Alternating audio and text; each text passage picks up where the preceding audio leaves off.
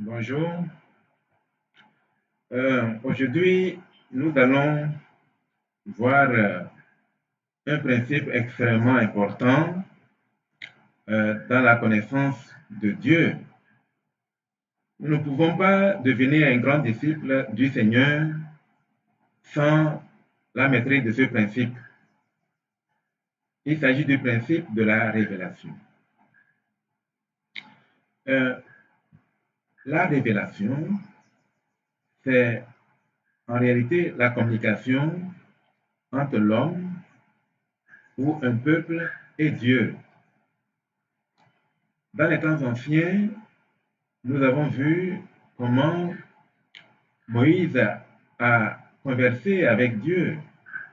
Nous avons vu à plusieurs reprises comment les enfants d'Israël, une fois devant le mont Sinaï, attendaient à voir Dieu, et quand Dieu s'est manifesté, les enfants d'Israël étaient incapables de tenir sur leurs pieds parce qu'il y avait tellement, la montagne et la terre étaient en mouvement et tout était effrayant jusqu'à ce que les enfants d'Israël criaient vers Moïse qui ne voulait plus voir Dieu, qui voulait que Dieu retourne à sa place.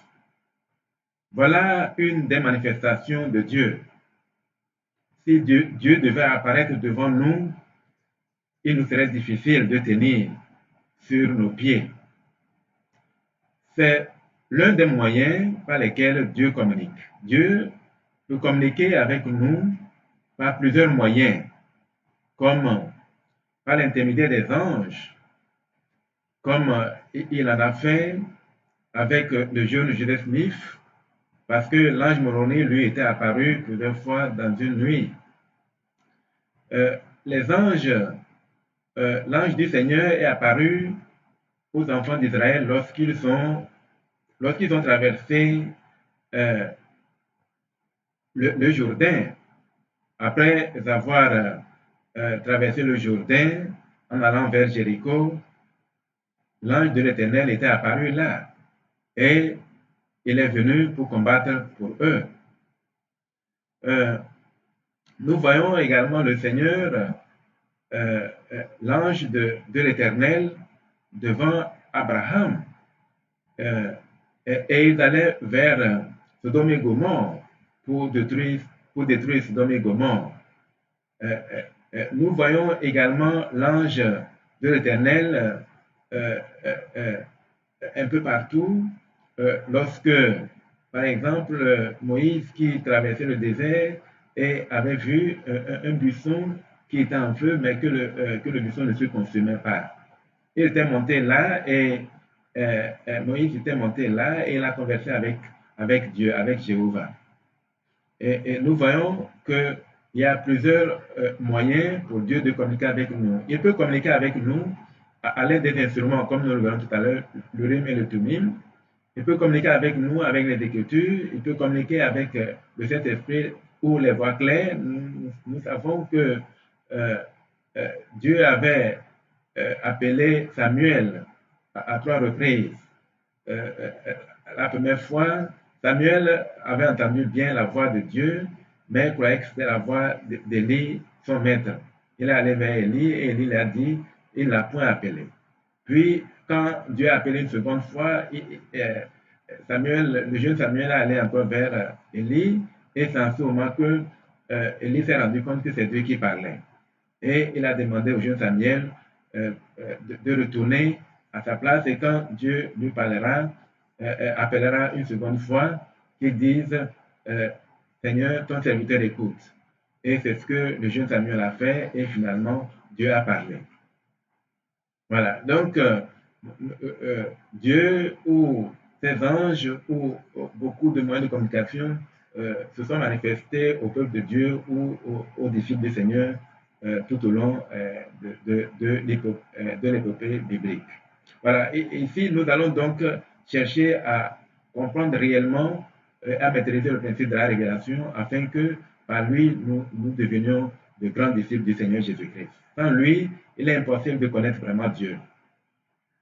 Voilà, donc est-ce que vous imaginez que Abraham aurait pu prendre la décision de sacrifier son fils Isaac sur le mont Moriah s'il n'était pas certain que c'est Dieu qui le lui avait commandé? Est-ce que Moïse aurait eu le courage de se mettre devant Pharaon avec assurance pour réclamer la libération de son peuple? Est-ce que cela serait possible s'il n'était pas sûr que Dieu lui avait parlé? Est-ce que l'apôtre Paul aurait pu accepter de se faire baptiser si il n'avait pas rencontré le Seigneur Jésus-Christ sur le chemin d'Emmaüs? Est-ce que le jeune Joseph Smith qui a reçu l'évangile éternel aurait-il accepté affronter les grands pasteurs, faire partie des zélateurs alors qu'il n'avait que 14 ans?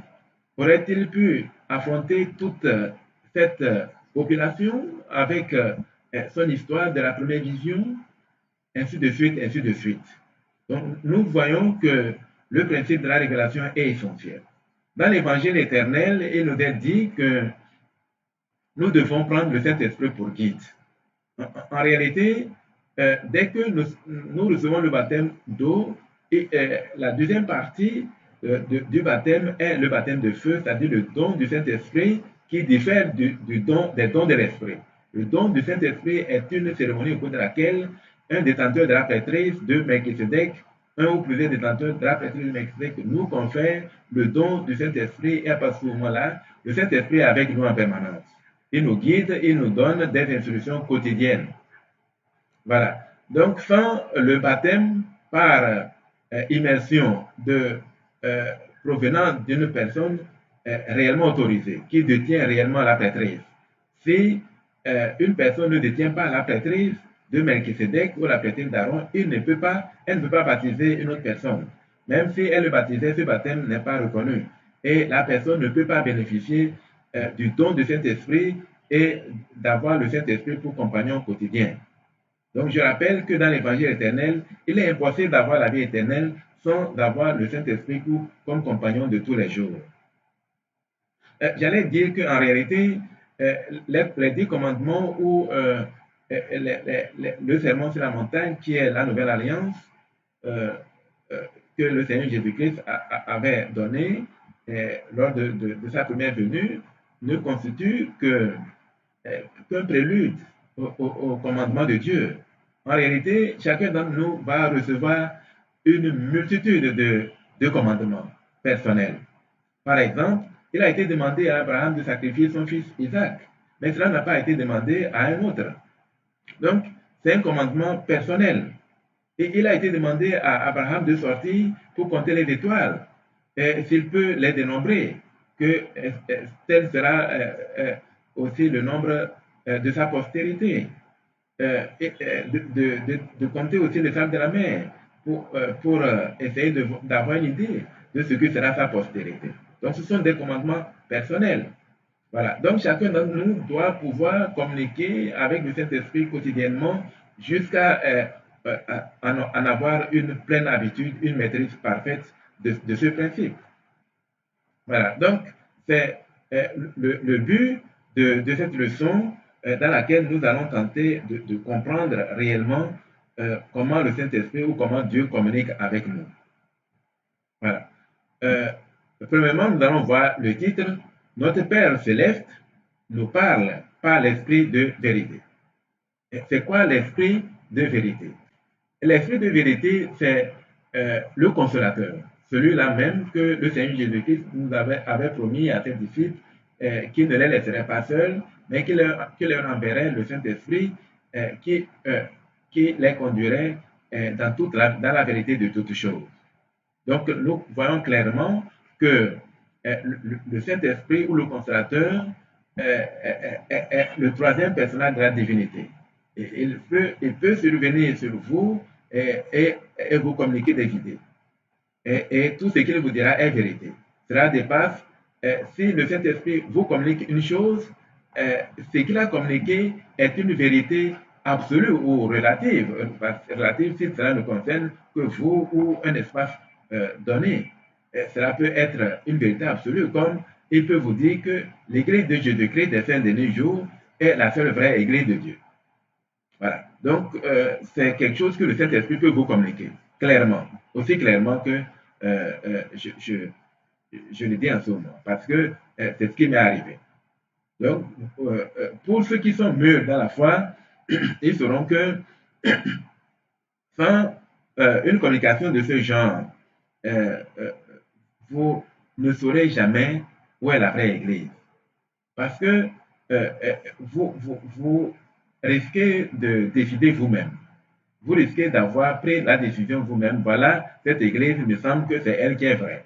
Mais tant que le Saint-Esprit ne vous communique pas cela clairement, l'Église à laquelle vous appartenez est une Église choisie par vous-même et non, elle ne va pas été indiquée par le Saint-Esprit. Donc il y a des gens, beaucoup de personnes ont des expériences spirituelles, mais tant que ces expériences spirituelles n'indiquent pas clairement où est la vraie Église et ce que si la communication, cette expérience spirituelle leur demandait de créer une église ou, de, ou de faire d'appartenir à une église quelconque, en ce moment-là, cette expérience spirituelle a un sens que le récipiendaire de cette vision doit chercher à comprendre et non décider lui-même de faire ce qu'il veut faire. En ce moment-là, il s'égare et il sera passé le chemin étroit et resserré. Voilà, donc il est important que chacun d'entre nous maîtrise bien le principe de la révélation.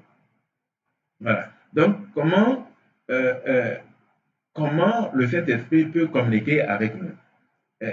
Il est important de voir un certain nombre de choses. D'abord, comment le Saint-Esprit communique avec nous. Ensuite, nous verrons comment reconnaître une révélation personnelle. Parce que Dieu peut nous révéler quelque chose à nous personnellement. Comment se préparer à recevoir une révélation? Voilà trois questions essentielles auxquelles il faut bien répondre pour que chacun puisse recevoir réellement sa propre révélation. Le Saint-Esprit peut communiquer avec nous par l'intermédiaire des Écritures, ou d'une manière générale, la divinité peut communiquer avec nous par l'intermédiaire des Écritures. Voilà, donc toute la parole de Dieu est vraie. Nous pouvons nous appuyer sur la parole de Dieu pour accomplir des actions. Par exemple, si le Seigneur, comme la parole de Dieu dit clairement qu'il faut pardonner. Donc, quand nous avons un conflit avec quelqu'un, si nous pardonnons, nous sommes certains que nous faisons une bonne chose. Nous ne pouvons jamais être désabusés, être trompés lorsque nous nous appuyons sur ce principe-là pour agir. Donc, les Écritures sont déjà une vaste révélation. Donc, toute la Bible, tous les livres canoniques constituent pour nous des références, des révélations, des vérités certaines, dans la mesure où cette parole a été bien traduite. Le Saint-Esprit ou la divinité peut communiquer avec nous à l'aide des instruments. Nous pouvons voir cela dans 1 Néphie 16, 26 à 29. Donc, par rapport aux Écritures, c'était dans Doctrine et Alliance 18, versets 34 à 36. Voilà. Doctrine et Alliance 18, versets 34 à 36, pour voir comment Dieu ou la divinité communique avec nous à l'aide des Écritures. Donc, j'agrandis un peu pour que vous puissiez prendre note.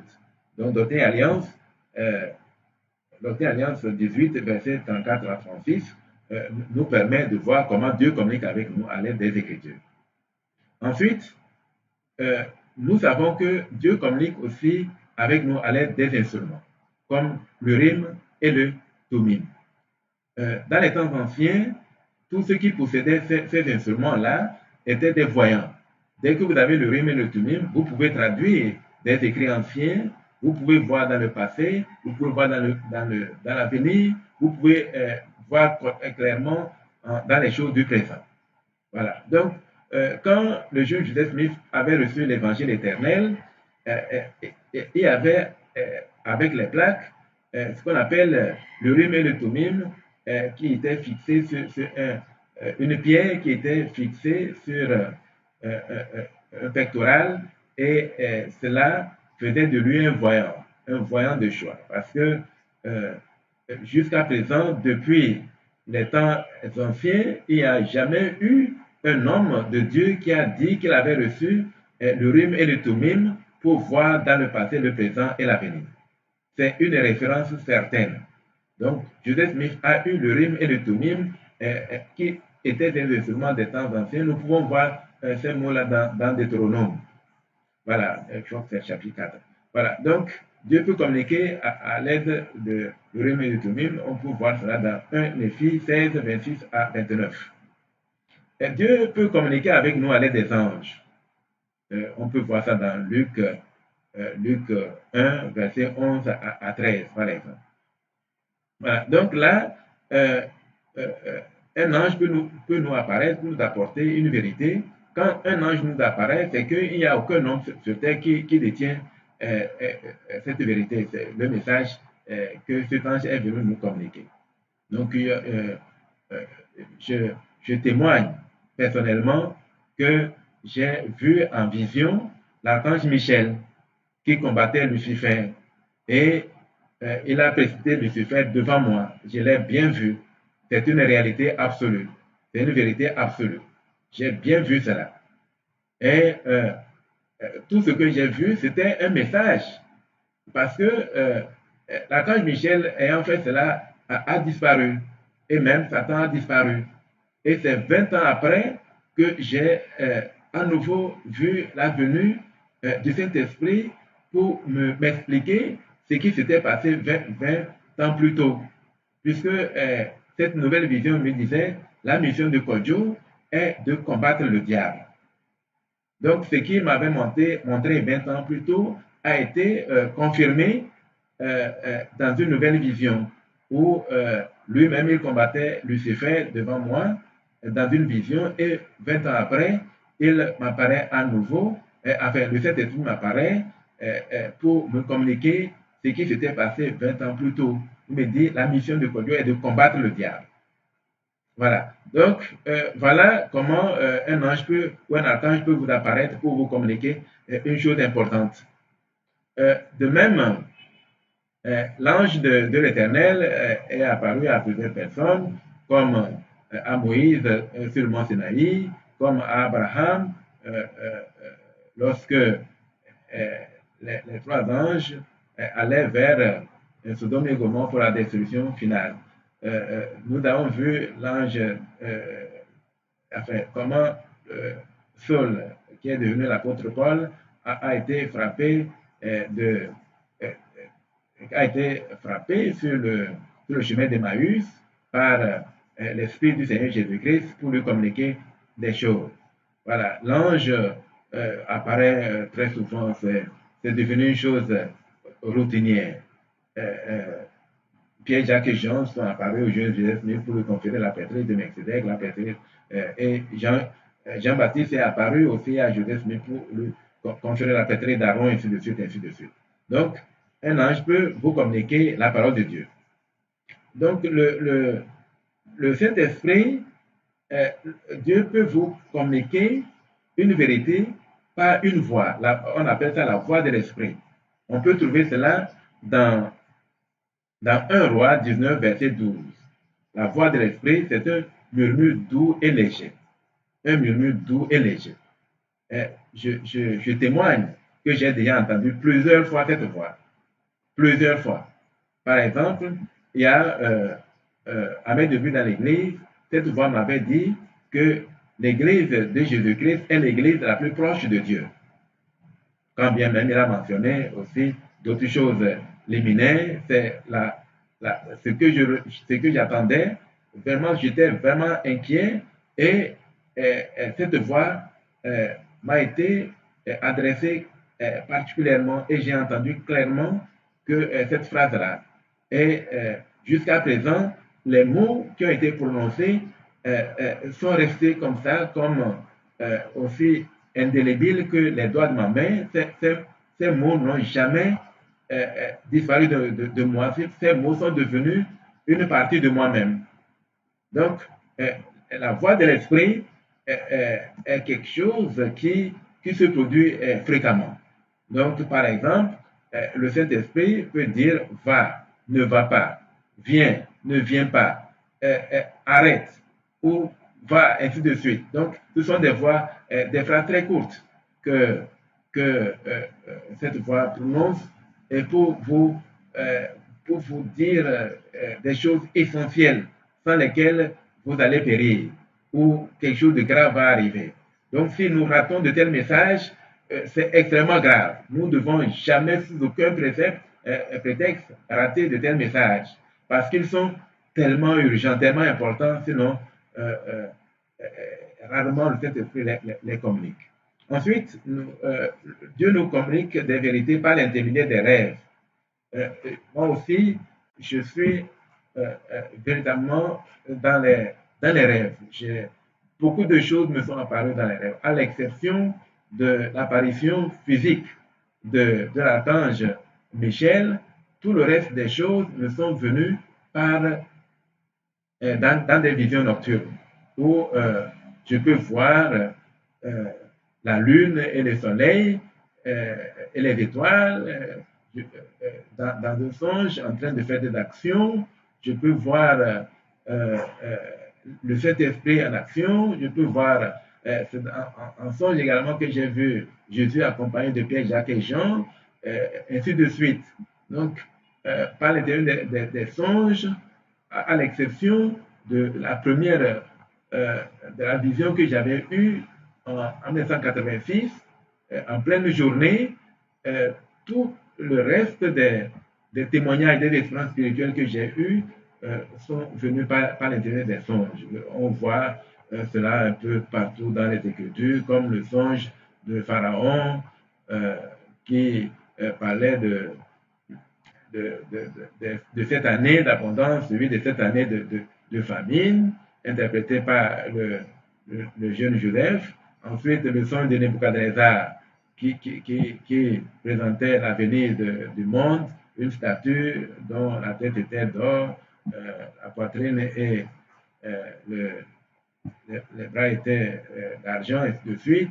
Une statue impressionnante que le prophète Daniel a interprété pour le roi Nebuchadnezzar. Voilà. Donc, il y a une multitude de songes dans les Écritures. Donc, Dieu nous parle abondamment par l'intérieur des songes ou des rêves. Dieu peut nous parler également par des voix claires, comme il s'est adressé à Samuel lorsqu'il voulait changer de prophète, quand il avait abandonné le prophète Élie, qui honorait plus ses enfants que Dieu. Dieu avait maudit Élie, c'est le petit Élie, ce n'est pas Élie le Tishbite. C'est Élie qui honorait plus ses enfants que Dieu, et Dieu avait maudit sa famille en disant il n'y aura jamais de vieux dans sa maison. Voilà. Donc, nous voyons à ce moment-là, quand Dieu avait voulu appeler Samuel comme prophète, il l'a appelé directement par une voix claire. Il l'a appelé une première fois et Samuel a cru que c'était Élie, son maître, qui appelait, et il s'est précipité devant Élie. Élie a dit qu'il n'a pas appelé. Et cette voix s'est répétée une deuxième fois et Samuel s'est précipité à nouveau chez son maître Élie. Élie a dit, il comprenait en ce moment que c'est Dieu qui parlait parce que Élie connaît la voix de Dieu. Voilà. Et il a demandé à Samuel de retourner, et si désormais cette voix apparaît, il suffit de dire Seigneur, parle, ton serviteur écoute. Et c'est ce qui s'est passé, et Samuel a reçu toute la communication de Dieu en ce moment-là par une voix claire. Voilà. Dieu peut communiquer également par des visions, comme je vous disais tantôt. Ça peut être des visions nocturnes, des visions diurnes, ainsi de suite, ainsi de suite.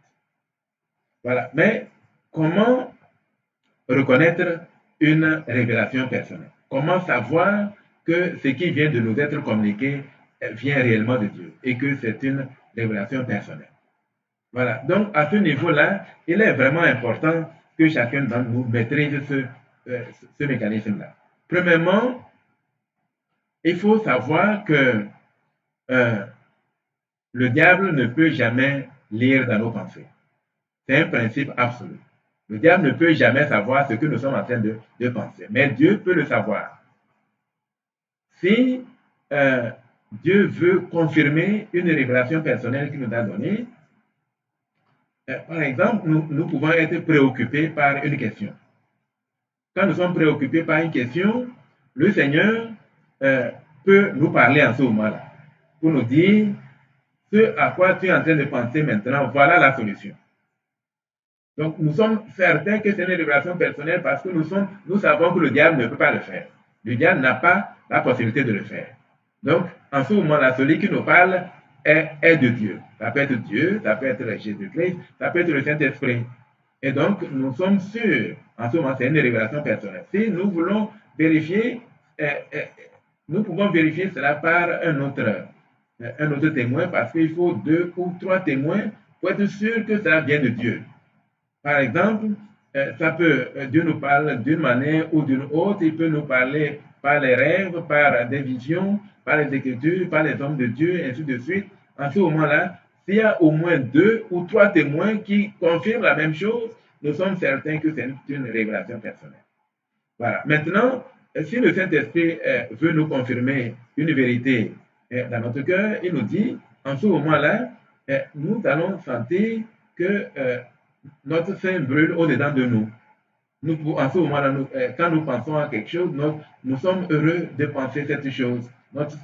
C'est comme notre sein brûle au-dedans de nous. C'est comme quelqu'un vous a annoncé une très bonne nouvelle. Il y a un tressaillement de votre cœur, vous êtes content. Ce sera qu'on dit que votre sein brûle au-dedans de vous. Voilà.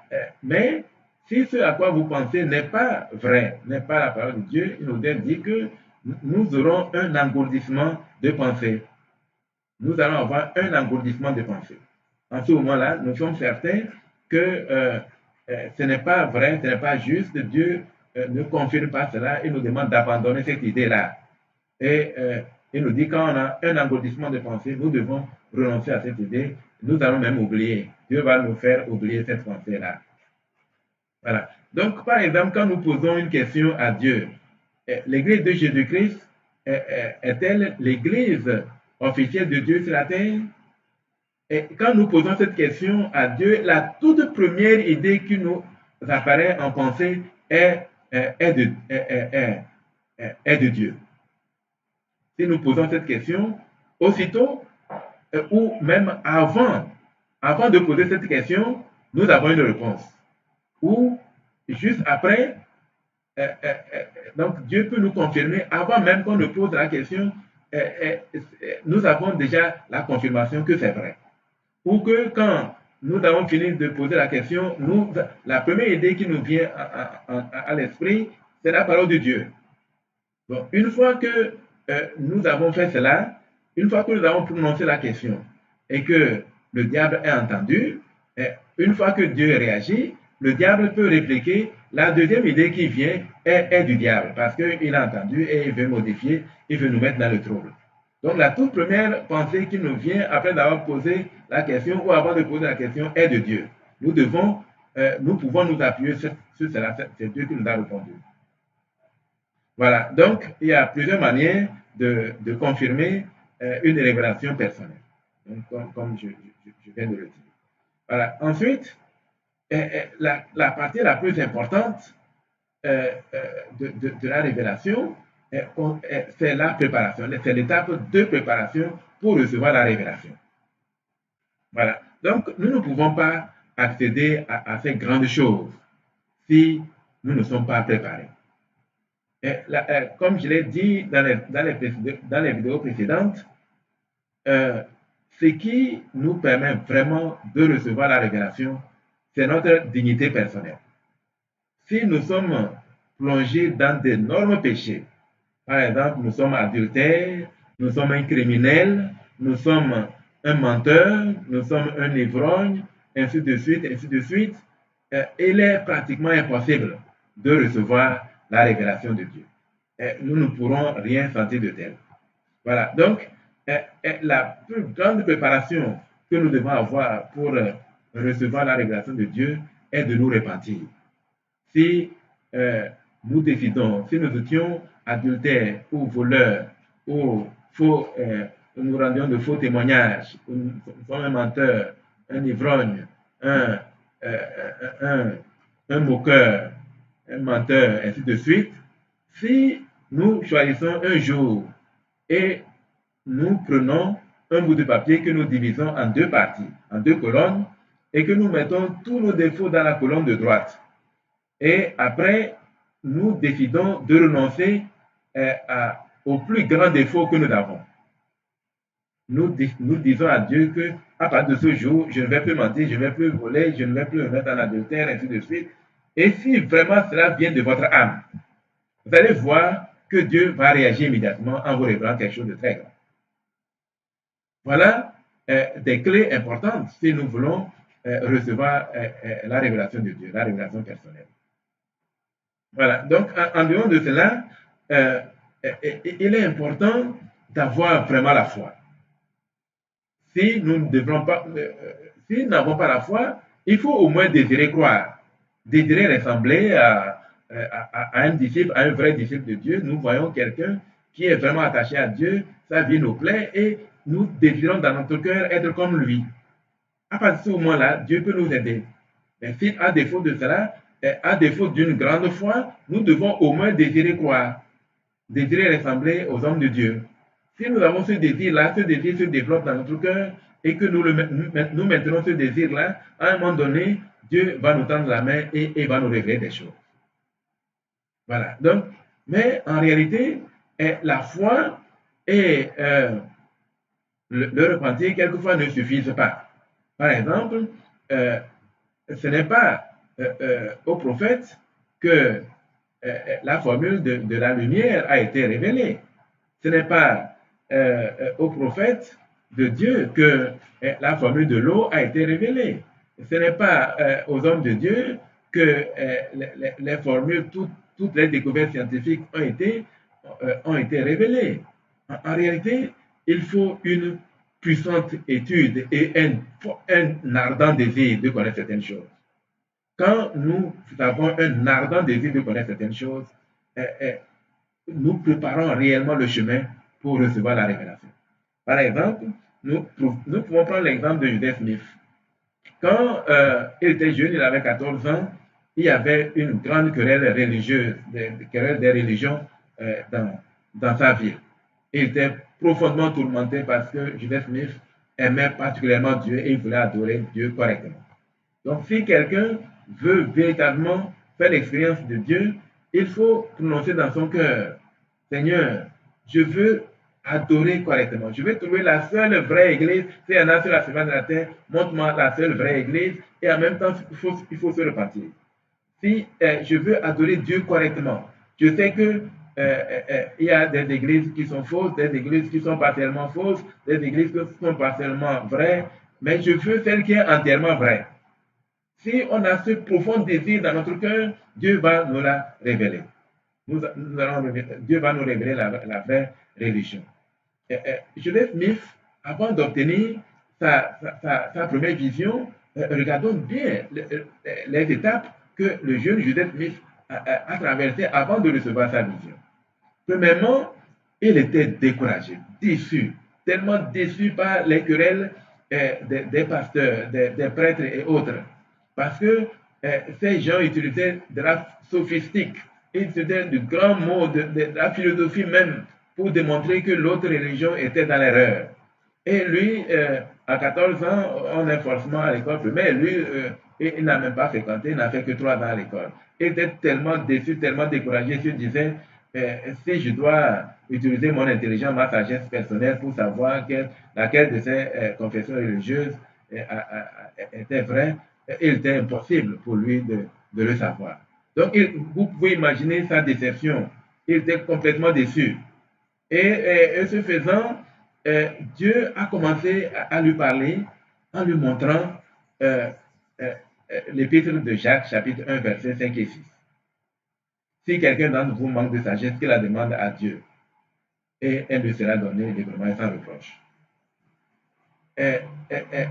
À partir de ce moment-là, quand Joseph Smith s'est rendu compte que c'était vraiment une parole qui se trouve dans la Bible, il dit que c'était comme un courant électrique qui l'avait électrocuté. Il dit que chaque mot de ces versets-là parcourait toutes les fibres de son corps, de sa chair.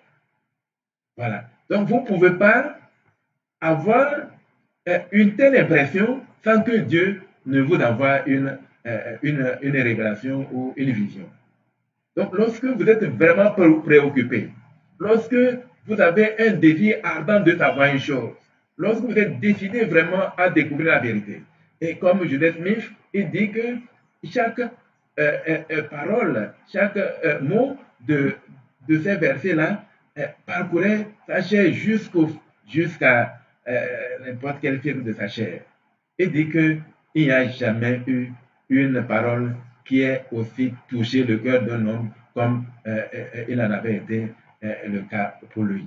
Voilà, donc il faut véritablement être impressionné.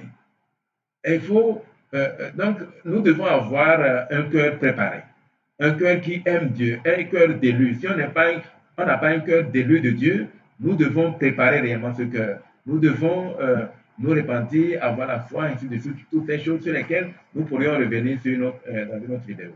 Voilà, donc il faut véritablement se préparer. Comme les savants le font, ils pensent à quelque chose continuellement, peut-être pendant des années, et ils n'ont pas la solution. Et ils continuent de prier, continuent de réfléchir à la chose, à la formule, et que la formule, ça ne tient pas, ainsi de suite.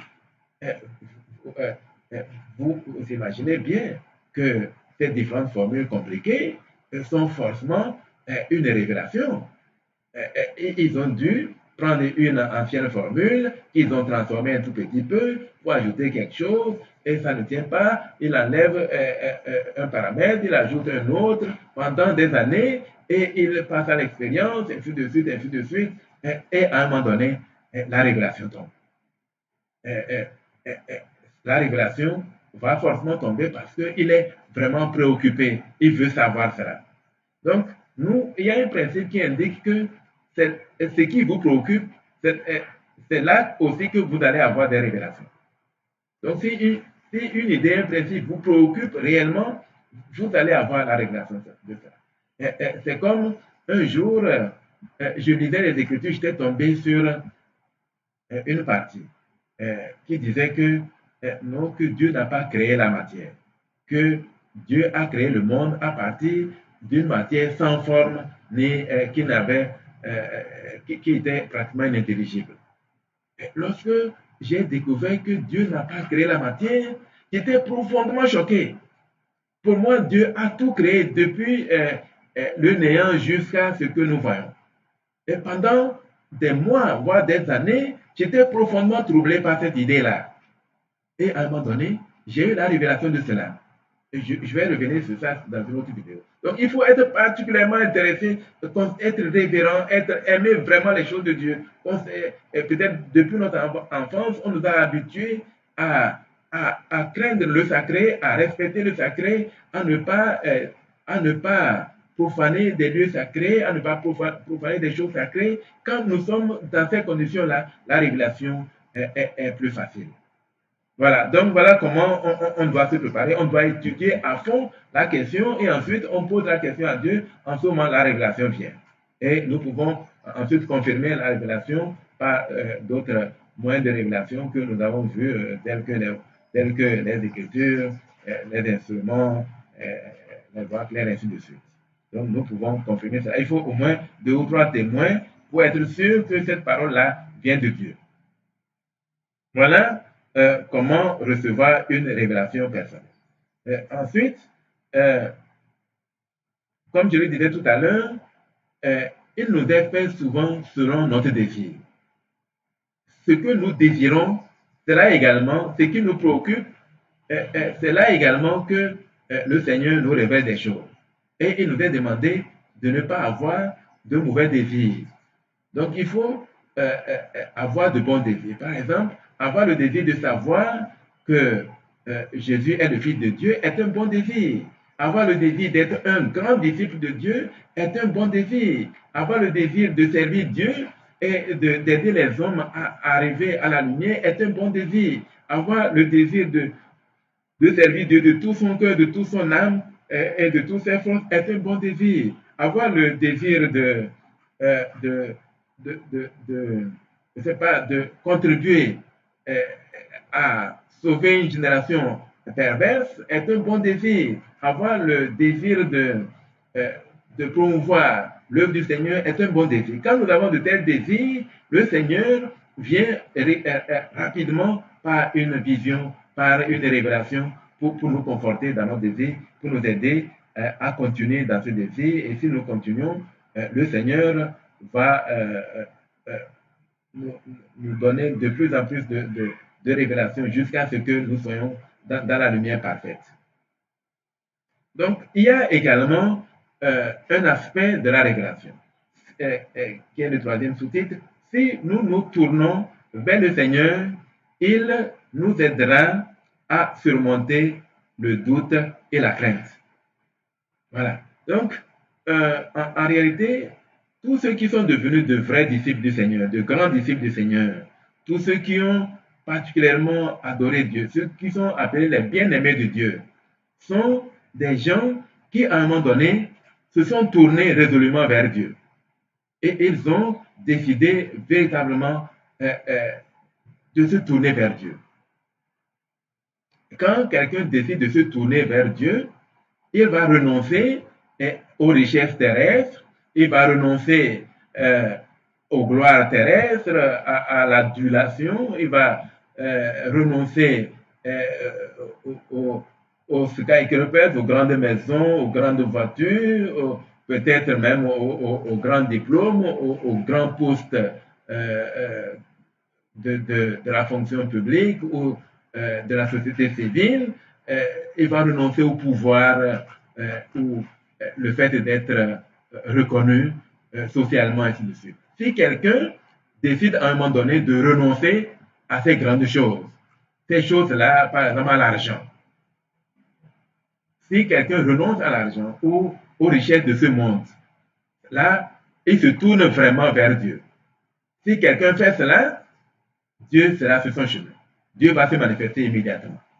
Voilà, à ce sujet, je peux rendre mon propre témoignage. Vraiment, je me suis tourné vers Dieu. Il y a une année, peu avant que l'archange Michel m'apparaisse dans une vision diurne, je m'étais décidé d'adorer Dieu. J'ai décidé dans mon cœur que si Dieu pouvait m'apparaître cette nuit-là, je serai un vrai disciple. Je vais le servir au-delà de ce qu'on peut imaginer. Et la nuit-là, je suis resté toute la nuit sans dormir, en espérant que Dieu va venir. Voilà comment on se tourne vers Dieu. C'est vrai que le jour-là, Dieu n'est pas venu, mais peu de temps après, l'archange Michel m'est apparu en vision. Voilà comment on se tourne vers Dieu. On se tourne vers Dieu aussi en renonçant aux choses terrestres. Par exemple, quand j'étais en France, alors que j'étais intervenant à l'université de Poitiers, j'avais des postes d'enseignement de maître auxiliaire dans les lycées, parce que j'avais reçu une bénédiction paternelle qui me disait que c'est dans mon pays que Dieu m'appellera, que Dieu m'attend dans mon pays, c'est là-bas qui permettra que je puisse œuvrer pour lui. Dès que j'ai reçu cette bénédiction paternelle, cette révélation, et quand j'étais convaincu que c'est la parole de Dieu, j'ai pris le chemin de mon pays. Donc j'ai renoncé à tout ce que je pouvais gagner en France. C'est un pays complètement développé. Et j'aurais pu profiter de ces aisances, de ces richesses, ainsi de suite. Mais j'ai pris le chemin de mon pays parce que le Seigneur m'a dit qu'il m'attend dans mon pays. C'est dans mon pays qu'il permettra que je puisse œuvrer pour lui. Voilà une façon de se tourner résolument vers Dieu. Voilà Et j'ai vu vraiment le Seigneur quand j'étais revenu dans mon pays, parce que je ne pense pas que j'aurais pu atteindre ce niveau de témoignage si j'étais resté en France. Parce que j'ai eu des visions sur des visions, de grandes révélations. Quelquefois, je reçois des révélations, je me dis, ah, finalement, ma mort est arrivée, parce que comment je peux avoir cette vision et rester encore dans la chair? Je sais vraiment les choses de Dieu. Voilà. Ensuite, j'ai renoncé aux grandes choses, aux choses matérielles. Par exemple, j'ai fait le PNUD. J'étais conseiller économique du PNUD dans les années 2000, à partir des années 2004. Mais je ne suis pas resté là-bas longtemps parce que euh, la parole de Dieu qui était en moi était insupportable pour les gens du PNUD. Par exemple, quand on a une réunion, qu'il s'agisse des ambassadeurs ou qui que ce soit, je leur disais tout ce que je pense, tout ce qui était vrai. En particulier, il y a une réunion un jour à l'ambassade de France où on nous demandait de renoncer à la planification. Et étant donné que je connais bien le principe de la création de Dieu, Dieu a créé les choses spirituellement avant de les créer physiquement. Et je savais que l'ambassadeur était dans l'erreur. Parce que la planification est une façon de créer spirituellement les choses afin qu'elles se manifestent physiquement. Et ce jour-là, je m'étais opposé à l'ambassadeur, j'ai dit non, je ne crois pas qu'on doit renoncer à la planification. Et les dirigeants du PNUD étaient choqués que moi, conseiller économique, je puisse parler ainsi, là, ainsi de suite. Donc, dans toutes les réunions, chaque fois qu'un principe de Dieu était moqué ou était négligé, je réagissais toujours. Donc, vous voyez, il y a une manière de faire qui va développer la vocation céleste en vous.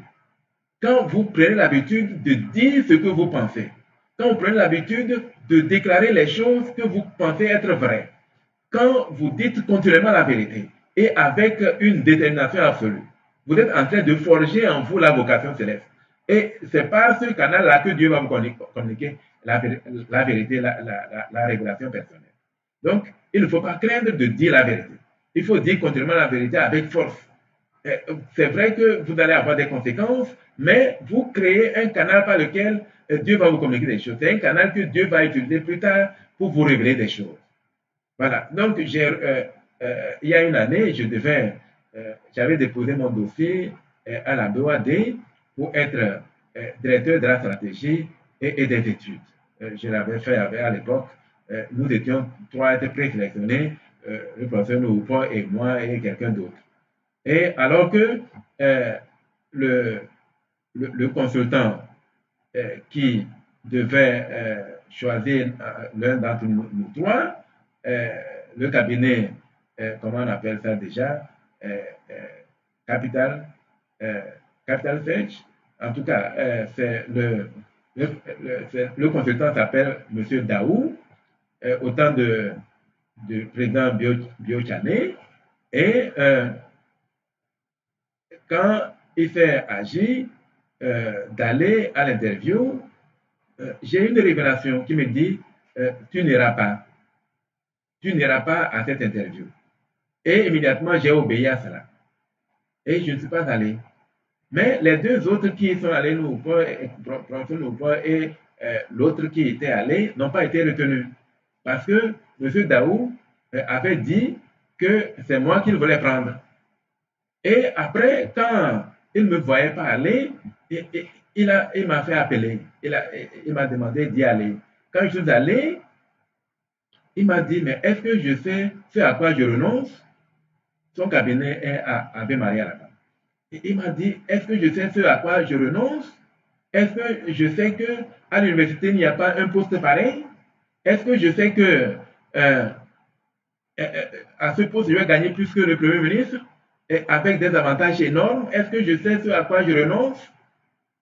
Je lui ai dit, mais moi, j'ai reçu la révélation de mon Dieu. Voilà, et si vous voulez vraiment découvrir Dieu, la façon dont vous devez agir pour aboutir, pour avoir une vocation céleste, pour pouvoir développer le canal par lequel Dieu peut vous parler, le canal que Dieu peut utiliser pour vous guider dans la vie de tous les jours. Voilà comment on se tourne résolument vers Dieu pour qu'il puisse vraiment nous révéler des choses. Donc sans cela, il nous serait difficile de connaître réellement la vérité des choses de Dieu. Voilà, par exemple, ici, nous allons lire cette écriture, peut-être pour terminer, qui se trouve dans Doctrine et Alliance, section 6, qui dit, voici le champ blanchi déjà pour la moisson. C'est pourquoi que quiconque désire moissonner lance sa faucille de toutes ses forces et moissonne tant que dure le jour, afin d'amasser pour son âme le salut éternel dans le royaume de Dieu. Donc, on nous dit, si quelqu'un veut servir Dieu, qu'il lance sa faucille de toutes ses forces. C'est là se tourner résolument vers Dieu. Si on ne fait pas ça, on ne verra pas Dieu. Tant qu'on n'a pas atteint notre limite humaine, tant qu'on n'a pas dépassé nos capacités humaines, Dieu ne se révèle jamais. Je l'ai dit dans la vidéo d'hier, c'est lorsque nous finissons d'épuiser nos capacités humaines, lorsque Dieu voit que tout ce qu'il nous a donné comme force humaine est épuisé, c'est en ce moment que Dieu se manifeste. Donc nous devons lancer notre faucille de toute notre force, de toute notre âme, de toutes nos forces, pour que Dieu puisse se manifester. Oui, quiconque veut lancer sa faucille et moissonner est appelé par Dieu. C'est pourquoi, si vous me demandez, vous recevrez. Si vous frappez, l'on vous ouvrira. Or, puisque vous avez demandé, voici, je vous le dis, gardez mes commandements et cherchez à promouvoir et à établir la cause de Sion. Donc, voyez le chemin que prend la préparation. Donc, si quelqu'un demande, on dit, cela lui sera donné. Si quelqu'un veut vraiment, si quelqu'un frappe, on lui ouvrira la porte. Mais on nous demande de garder les commandements de Dieu et de chercher à promouvoir et à établir la cause de Sion. Donc, si dans notre cœur, nous désirons vraiment l'avenir de Sion, c'est là un esprit de consécration.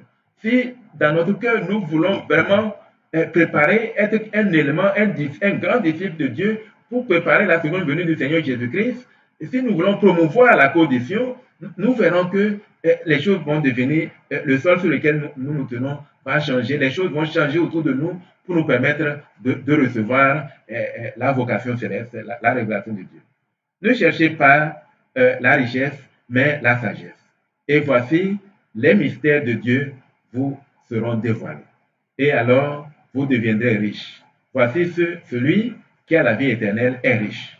Voilà. Donc, vous devez d'abord renoncer au matérialisme. Vous devez renoncer aux richesses terrestres, à la gloire terrestre, au pouvoir, ainsi de suite. Si vous renoncez à toutes ces choses, vous allez voir que la vocation céleste va naître en vous.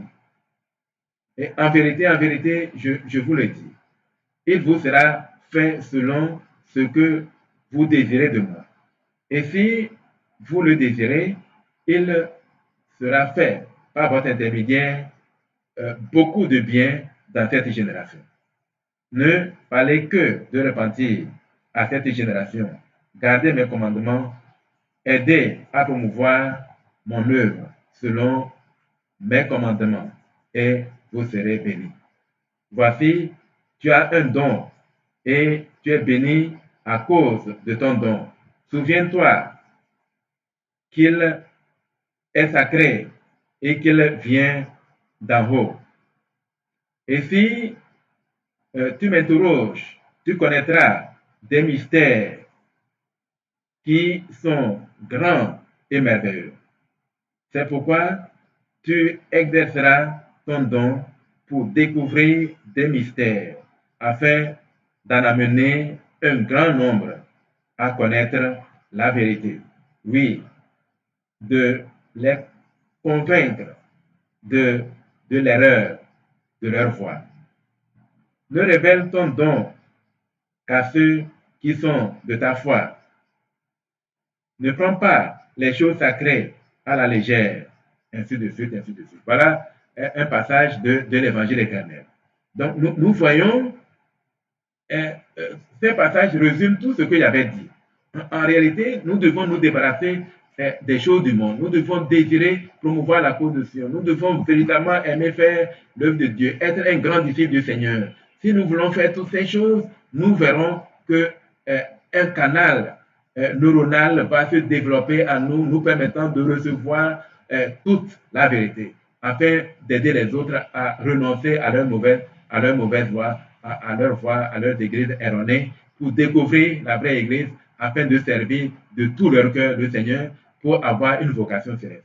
En réalité, il est dit que celui qui héritera le royaume céleste est plus grand que tous les chefs d'État, tous les grands de ce monde réunis. Vous imaginez ce que c'est que cela? Que il n'y a aucune chose sur la terre qui soit comparable aux choses célestes. Donc, cela vaut vraiment la peine. Tout ce à quoi vous renoncez maintenant vous sera redonné, même dans cette vie. Et vous aurez ces choses-là au centuple dans cette vie et dans la vie à venir. Pourquoi ne pas faire l'expérience de sacrifier ces choses un peu pour voir ce qui vous arrivera? Véritablement, renonçons à l'argent, renonçons aux honneurs, renonçons au pouvoir terrestre, renonçons aux richesses terrestres et nous verrons Dieu devant nous. Il nous tendra la main, il développera notre foi, il développera notre entendement, il ouvrira nos yeux spirituels, il ouvrira notre entendement spirituel de sorte que nous deviendrons désormais un élément puissant entre ses mains pour ramener beaucoup d'âmes à la vérité. Voilà un message important, voilà ce que je voulais partager avec vous. Et je rends tous ces témoignages au nom sacré de notre Seigneur et Rédempteur Jésus-Christ. Amen.